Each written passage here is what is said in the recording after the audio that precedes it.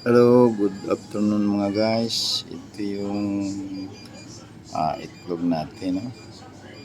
Na naka-incubate. So ito ngayon ay hatching natin sa March 29. So titingnan natin mga guys kung ano ba siya. Ilan ba ang mapisa nito?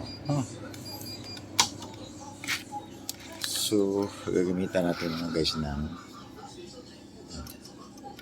ito mga guys, mayroon active. So active din. Yan mga guys. Okay, kita ninyo.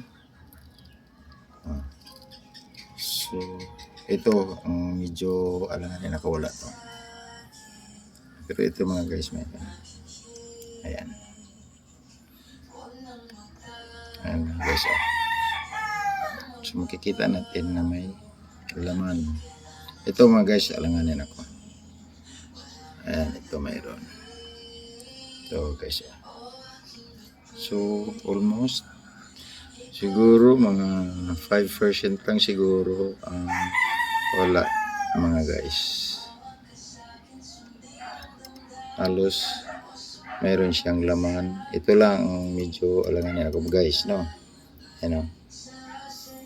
Pero yung iba, konti lang ang wala mga guys.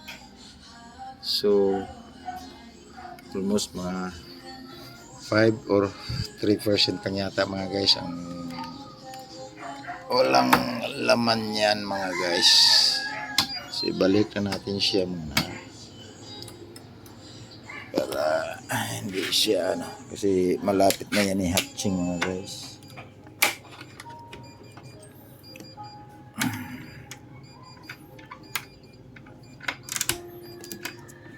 Ito namang isa, bago lang to, pang ano to mga guys, itong ano pala, pang late born. Ito pasok pa ito sa late born mga guys. So ito ngayon bago lang natin, candling tayo ng March. Okay, magka-candling tayo ng April 4 nito mga guys. Sana hindi tayo mayroong mga laman yan mga guys.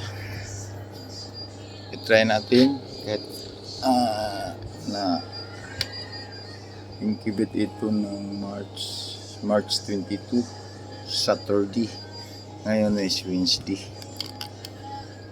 So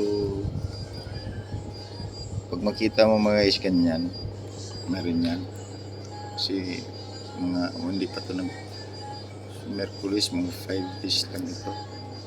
Ayan, kikita mo siya pag medyo may mga ugat-ugat. Ayan. Actually guys, hindi pa ito dapat handling kasi hindi pa yan normal. Wala pa, hindi pa makikita natin ng ano talaga. Makikita natin after 10 days mga guys.